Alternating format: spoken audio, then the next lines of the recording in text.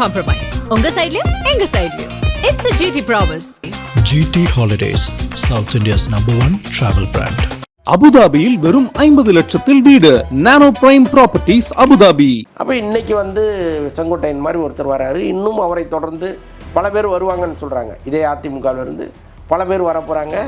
நான் சமீப காலமாக கேள்விப்பட்டது என்னென்னா, பல்வேறு கட்சிகளிலிருந்து, ஆளுங்கட்சியை தவிர, திமுகவை தவிர பல்வேறு கட்சிகளிலிருந்து இந்த இதில் சேரணும் அப்படின்னு ரொம்ப காலமாக முயற்சி பண்ணிகிட்டு இருக்காங்க. ஆனால் இன்றைக்கி அவர் போகிற இடமெல்லாம் 1000 பேர் 2000 பேர் நிற்கிறாங்க. அவருக்கே வீதி ஆகிருப்பார். என்னடா அது இவ்வளோ கற்று கொண்டாட்டத்தில் புரியுதா உங்களுக்கு? அப்போ அவரை இன்னும் உற்சாகப்படுத்துறது, நாம் சரியாக இருக்கணும், நம்ம இன்னும் ஒரு ஸ்டெப்பு விஜய் மேலே கொண்டு வரணும் அப்படிங்கிற எண்ணமெல்லாம் அவர் உருவாக்குற அளவுக்கு அந்த ரசிகர்கள் அவருக்கு உற்சாகத்தை கொடுத்துட்ருக்காங்க. இல்லை அப்படி கிடையாது. ஆக்சுவலாக அவர் ஏடிஎம்கேல இருக்கும் பொழுது அம்மா பேசுவாங்கன்னே தனியாக ஒரு ஃபோன் ஒன்று வச்சுருப்பார். அந்த ஃபோனில் அவங்க மட்டும்தான் பேசுவாங்க.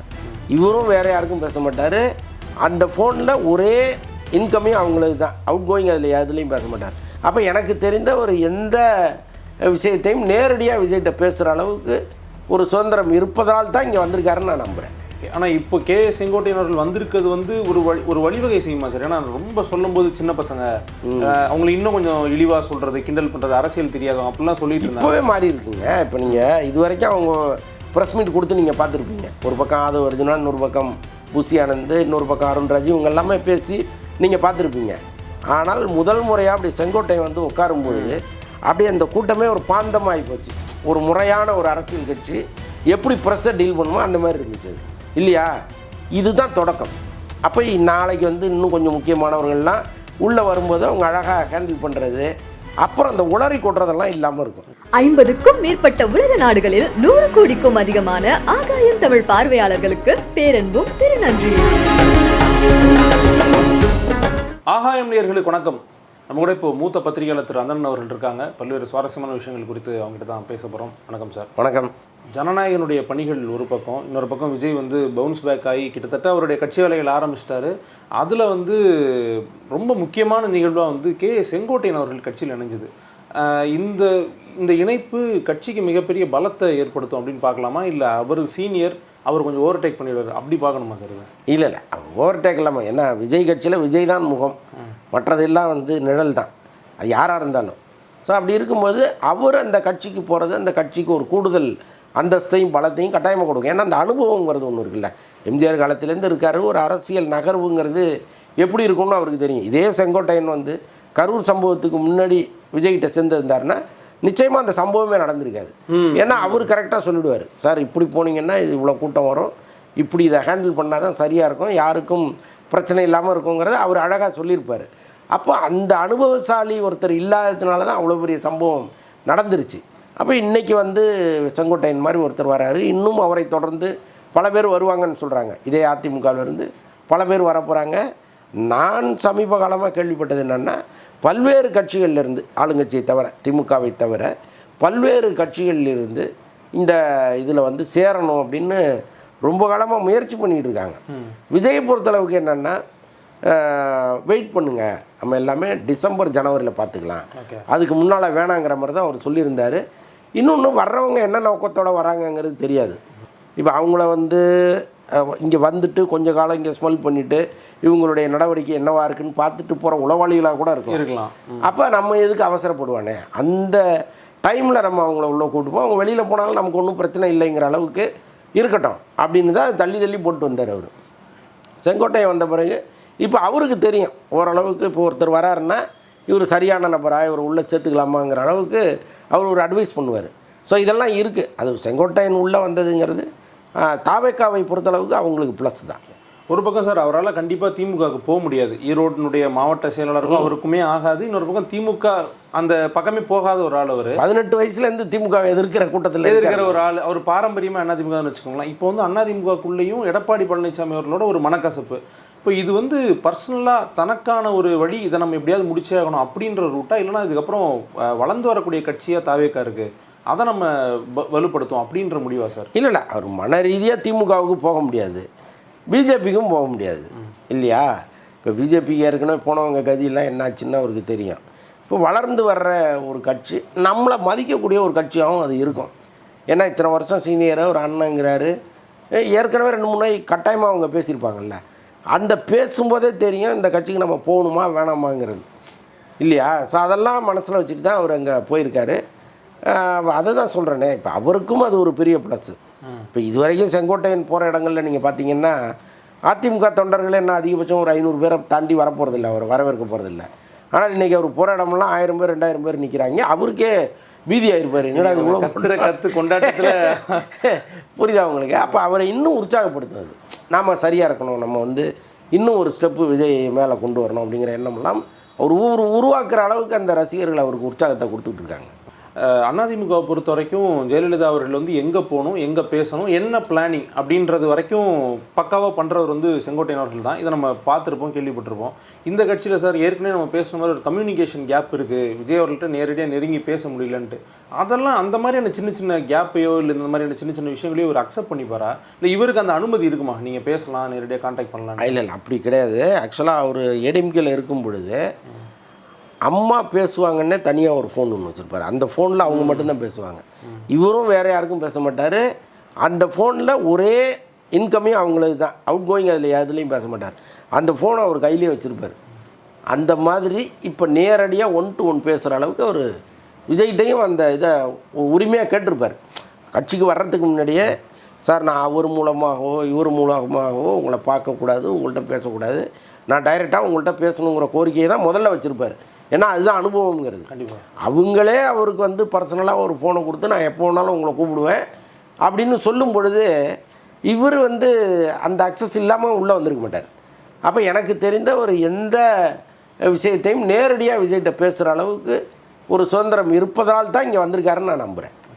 அவருடைய கட்சி அலுவலகம் அது இப்போ தாவேக்காவுடைய அலுவலகமாக மாறிடுச்சு, கொடியெல்லாம் கூட மாற்றிட்டாரு. அதில் வந்து ஜெயலலிதா அவர்களுடைய படமும் எம்ஜிஆர் அவர்களுடைய படமும் இருந்துச்சு. இங்கே ஒரு ஜனநாயகம் இருக்குது, நான் யார் படத்தோட போட்டுக்கலாம் அப்படின்னு அவர் சொன்னார். இது கட்சிக்கு பாசிட்டிவான விஷயமா, இல்லை அவருடைய ரத்தத்தில் ஊறி போன விஷயத்தை எடுக்க முடியாதனால அவர் இந்த அணுகுமுறையாது? என் பாக்கெட்லேயே அம்மா படத்தை தானே இல்லை வரும்போதே தான் வச்சுருந்தார்ல. அது என்னங்க சட்டையா கைட்டி போட்டு போகிறதுக்கு. இப்போது சின்ன வயசுலேருந்து ஒரு கட்சியில் நாம் இருக்கோம்னா உள்ளுக்குள்ளே அப்படியே ஊறி இருக்கும். அது நீங்கள் ஒரு நாளில் தூக்கி வெளியில் போட முடியாது, போட வேண்டிய அவசியமும் இல்லை. நீங்கள் நல்லா கவனித்தா தெரியும், சேகர்பாபு வந்து ஏடிஎம்கேலேருந்து இங்கே வந்தவர் தான். எங்கேயாவது நீங்கள் கவனிச்சிருக்கீங்களா அவர் ஜெயலலிதா அம்மாவை தவறாக பேசவே மாட்டார். ஏன்னா அவங்க மனதில் அவர் ஒரு உயர்ந்த இடத்துல இருக்கார். அவங்களுக்கு பிடிக்காத ஒரு கட்சியில் அவர் இருந்தால் கூட அவருக்குன்னு ஒரு எத்திக்ஸ் இருக்குது. நான் முதல்வரை புகழ்வேன், உதயநிதியை புகழ்வேன், இன்னும் யாரை புகழ சொன்னாலும் புகழ்வேன், ஆனால் எங்கள் அம்மாவை நான் இகழ மாட்டேங்கிறதுல உறுதியாக இருக்காருல்ல. ஸோ அதுதான் அந்த எண்ணம் வந்து அதிமுகவில் நீண்ட காலமாக பயணித்தவர்களுக்கு கட்டாயமாக இருக்கும். செங்கோட்டையனுக்கு இன்னும் கூடுதலாக இருக்கும். இன்னொன்று வந்து இப்போ அந்த புகைப்படத்தை அவர் பயன்படுத்துவதில் எந்த தவறும் இல்லை. எம்ஜிஆர் இவங்களும் தானே பேசுகிறாங்க, அதை தான் சொல்கிறேன். இப்போ இவங்கெல்லாம் பார்க்குறதுக்கு முன்னாடி எம்ஜிஆரை பார்த்து வருவார், இவங்கெல்லாம் பார்க்குறதுக்கு முன்னாடி ஜெயலலிதா அம்மாவை பார்த்து வருவார். ஸோ அதனால் அந்த உரிமை அவருக்கு நிறையா இருக்குது, போட்டுக்கிறேன். வெளியில் விமர்சனங்கள் 1000 பண்ணுவாங்கங்க.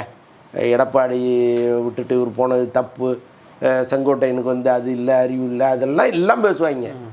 அவர் வாழ்க்கையை தீர்மானிக்கக்கூடிய உரிமை அவருக்கு இருக்குது. அவர் போகிறாரு, அங்கே இருக்கிற கஷ்ட நஷ்டங்களை அவர் அனுபவிச்சுக்க போகிறாரு. உங்களுக்கு என்ன வெளியிலேருந்து பேசக்கூடிய அவசியம் என்னங்கிறேன்னா, ஒருவேளை நீங்கள் தாவேக்கா ஆளாக இருந்து பேசுனீங்கன்னா அதில் ஒரு நியாயம் இருக்குது, ஒருவேளை நீங்கள் ஏடிஎம்கே ஆளாக இருந்து பேசினா கூட அதில் ஒரு நியாயம் இருக்குது. திமுகவிலேருந்து எதுக்கு பேசணும்? இவங்க கேட்டுக்கிட்டால் உங்களுக்கு என்ன இல்லையா? நம்ம தொடர்ந்து இந்த விமர்சனங்களை பார்க்கும்போது செங்கோட்டையனுக்கு ஏன் இந்த வேலைன்னெலாம் கேட்குறாங்க. உங்களுக்கு எதுக்கு இந்த வேலை? அது அவர் வேலை, அவர் பார்த்துக்கிறாரு. அங்கே அடித்து வரட்டினாலும் அவர் அவமானப்பட்டுக்கிறாரு, உட்கார வச்சா கூட பெருமைப்பட்டுக்க போகிறாரு. அது அவர் பிரச்சனை, உங்களுக்கு என்னங்கிறேன்னா. நம்ம முன்னாடி நீங்கள் பேசும்போது சொல்லியிருந்தீங்க சார், இந்த மாதிரி ஒரு நல்ல இன்டலெக்சுவலாக இது சரி தப்புன்னு அவரை விஜய் அவர்களை வந்து கைட் பண்ணுற ஒரு ஆளாக எஸ்எஸ்சி இருந்திருந்தாருன்னா இன்னும் பெட்டராக இருக்கும் அப்படின்ட்டு. அந்த பொசிஷனை வந்து இப்போ செங்கோட்டையன் அவர்கள் ஃபில் பண்ணுவாரா சார்? இல்லைங்க, இவர் உட்காந்து வரிக்கு வரி அட்வைஸ் பண்ணிகிட்டு இருப்பார்லாம். நான் நம்மளை அதை செய்யவும் மாட்டாங்க யாரும். ஏன்னா எப்போவுமே எல்லா நட்புக்குள்ளேயும் ஒரு எல்லை இருக்குது. அது நட்போ உறவோ எதுவாக இருந்தாலும் ஒரு எல்லை தாண்டி போகிறதுங்கிறது எப்போவுமே சிக்கல். ஒரு அட்வைஸ் தேவைப்படும் பொழுது இவர் கட்டாயமாக சொல்லுவார். இப்போ அவங்க அப்பா இருந்தால் என்ன செய்வாரோ அதை கட்டாயமாக செங்கோட்டையன் சொல்லுவார். இன்னும் சொல்லப்போனால் அவங்க அப்பாவை விட இவருக்கு அரசியல் நாலேஜ் அதிகம். ஏன்னா அவர் வந்து ஒரு சினிமா இயக்குனர், அரசியல் தலைவர்களோடு பழகினவர், அவ்வளோதான். ஆனால் இவர் அந்த மண்ணிலே உழண்டு கடந்தவர்.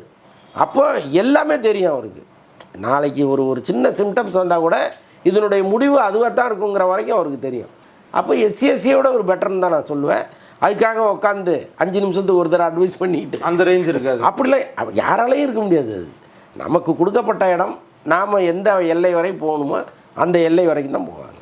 234 தொகுதியிலையும் யார் யார் இருக்காங்க, அங்கே உள்ள சமூகங்கள், மதங்கள், பிரச்சனைகள், இப்படி எல்லாம் டேட்டாவும் தெரிஞ்ச ஒரு ஆள் இப்போது தாவேகாவுக்கு கிடச்சிருக்காரு, கே செங்கோட்டையன் அவர்கள்.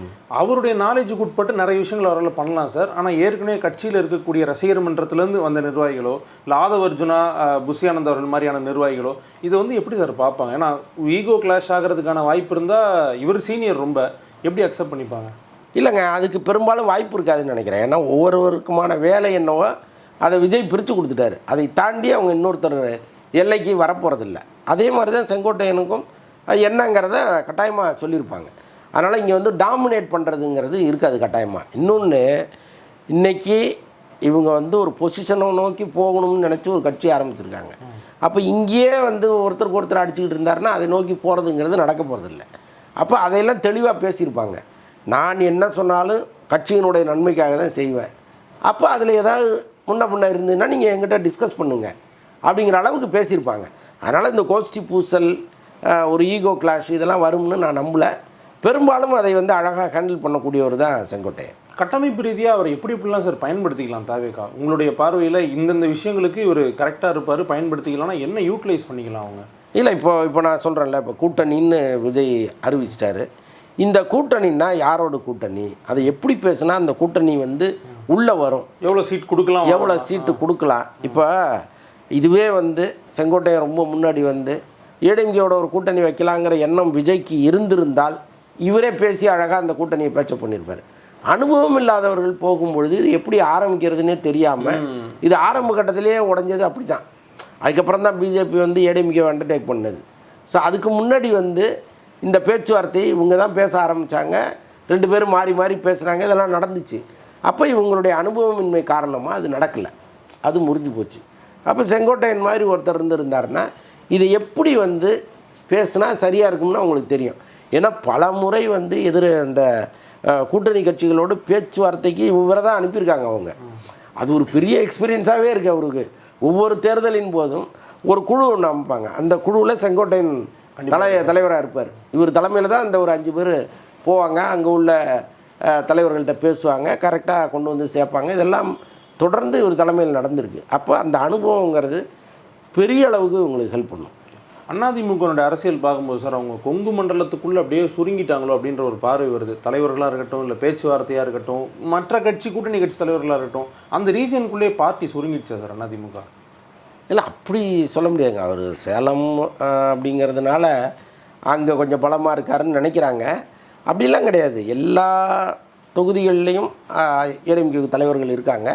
அந்தந்த தொகுதியை அவங்க தக்க வச்சுருக்காங்க. அப்படி ஒரே அடியாக வந்து நம்ம சொல்லிட முடியாது. இல்லை, இந்த முறை வந்து செங்கோட்டையன் அவர்கள் கண்டிப்பாக இருக்க போகிறாரு, அவரும் வேட்பாளராக நிற்க போகிறாரு. 8 முறை ஜெயிச்சிட்டாரு. அவர் இதுக்கப்புறம் இன்னொரு வாட்டி ஜெயிக்கிறதுன்றது கஷ்டமான விஷயம் இல்லை.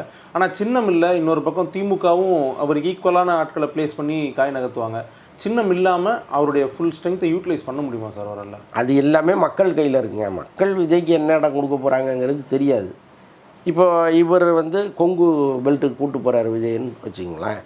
அங்கே வந்து விஜய்க்கு ஒரு திடீர்னு ஒரு எழுச்சி வருது அப்படின்னா அதெல்லாம் அவருக்கு ப்ளஸ் தானே. அதனால் அவருடைய இண்டிவிஜுவல் செல்வாக்கு இருக்குது. இப்போ இன்றைக்கி காலையில் கூட அவர் இன்டர்வியூவில் சொல்கிறாரு, ஊரில் 50 கல்யாணங்க போகணும் அப்படின்னு சொல்கிறாரு. இதை நீண்ட காலமாக அவர் கடைபிடிக்கிறார்.